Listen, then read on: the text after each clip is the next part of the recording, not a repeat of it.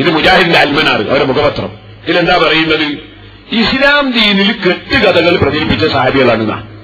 കേട്ടോളെ, ഞാൻ വായിച്ചു കേൾപ്പിച്ചു തരാം. ഇസ്ലാമിൽ ഇസ്രായേലി പുരാണേതിഹാസങ്ങൾ പ്രചരിച്ചതെങ്ങനെ? പി മുഹമ്മദ് കുടശ്ശേരി മൗലവിന്റെ ലേഖനം മുജാഹിദിന്റെ മുഖപത്രത്തിൽ. കേട്ടോളൂ, വായിച്ചു കേൾപ്പിക്കാം. ഇസ്ലാമിൽ കെട്ടുകഥ പ്രചരിച്ചുപോയി എന്നാ പറയുന്നത്. എനിക്ക് കേട്ടോളി. അഹ്ലു കിതാബിൽ നിന്ന് ഇസ്ലാം സ്വീകരിച്ചവർ മുഖേനയാണ് ഇവ മുസ്ലിങ്ങളിൽ പ്രചരിച്ചത്. അവർ സന്ദർഭത്തിനനുസരിച്ച് തൗറാത്തിൽ നിന്നും ഇഞ്ചിയിൽ നിന്നും എടുത്തുദ്ധരിക്കുകയും ചെയ്തു. തമീമുദ്ദാരി ഒരു സഹാബിയാണ്.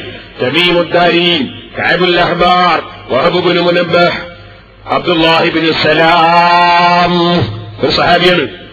എന്നീ 4 പേരിലാണ് ഇത്തരം റിപ്പോർട്ടുകൾ അധികവും ചെന്നെത്തുക.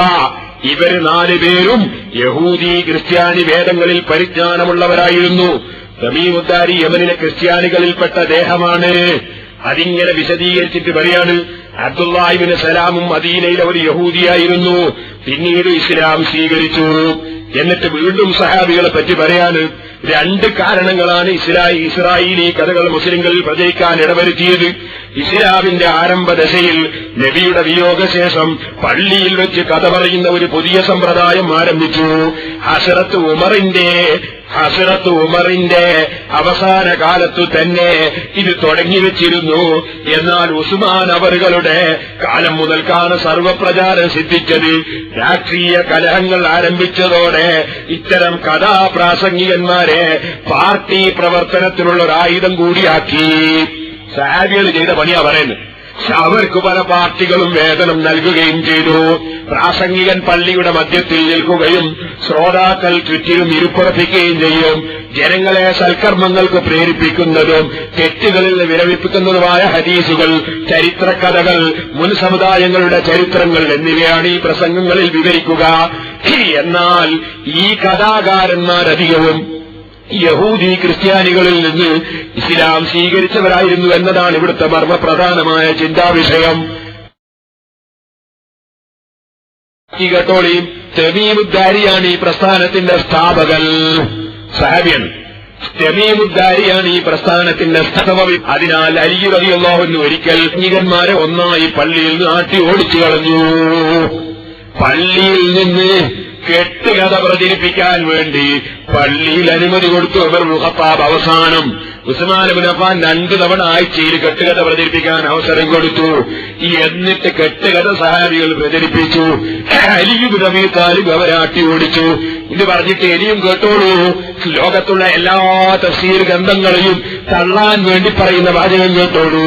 എന്നാൽ 3ാമത്തെ ദേഹമായ കഅബുൽ അഹ്ബാറിൽ നിന്നാണ് ഇസ്രായേലി കഥകൾ ഏറ്റവും അധികം പ്രചരിപ്പിച്ചിരിക്കുന്നത്. ഖുർആൻ വ്യാഖ്യാതാക്കളുടെ നേതാവായ ഹസ്രത്ത് ഇബ്നു അബ്ബാസും മുഹദ്ദിസുകളിൽ 1ാം സ്ഥാനം അർഹിക്കുന്ന ഹസ്രത്ത് അബൂ ഹുറൈറയുമാണ് കഅബിൽ നിന്ന് ഏറ്റവും അധികം റിപ്പോർട്ട് ചെയ്തതെന്ന് വരുമ്പോൾ ഇസ്രായേലി പുരാണേതിഹാസങ്ങൾ ഇസ്ലാമിൽ എത്രമാത്രം പ്രചരിച്ചിട്ടുണ്ടാവുമെന്ന് നമുക്ക് ഊഹിക്കാവുന്നതാണ്.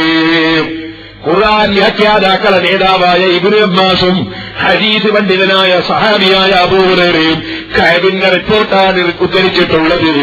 ഇസ്ലാമിൽ കെട്ടുകഥ പ്രചരിപ്പിച്ചതിന്റെ പിന്നിൽ ഈ സഹാബികളാണെന്ന് പറഞ്ഞിട്ട് പിന്നെയും പറയുന്നത് കേട്ടോളൂ. അബ്ദുല്ലാഹി ഇബ്നു സലാമിനാലും വളരെയധികം ഇസ്രായേലി പുരാണേതിഹാസങ്ങൾ ഇസ്ലാമിൽ പ്രവേശിക്കുവാനിടയായിട്ടുണ്ട്. സാധാരണ തഫ്സീർ ഗ്രന്ഥങ്ങളിൽ കാണുന്ന ലോകോൽപത്തിയുടെ റിപ്പോർട്ട് അദ്ദേഹത്തിന്റെ വകയാണ്. അള്ളാഹു ഞായറാഴ്ചയാണ് പ്രപഞ്ചത്തെ സൃഷ്ടിക്കാൻ തുടങ്ങിയത് എന്ന് തുടങ്ങുന്ന ഹദീസ് വളരെയേറെ തഫ്സീറുകളിൽ സ്ഥലം പിടിച്ചിട്ടുണ്ട്. ഈ 4 പേരെ മാത്രം ഇവിടെ ഉദാഹരണത്തിന് കാണിച്ചതാണ്. സഹാബികൾ കള്ളക്കഥ പ്രചരിപ്പിച്ചിട്ടുണ്ടെന്ന് മുജാഹിദിന്റെ മുഖപത്രമായ അൽമനാർ 1959 ഒക്ടോബർ 5-ാം തീയതിയിൽ രേഖപ്പെടുത്തുന്നു. സഹാബികളെ കള്ളന്മാരാക്കി ചിത്രീകരിച്ച ഈ മുജാഹിദുകളെ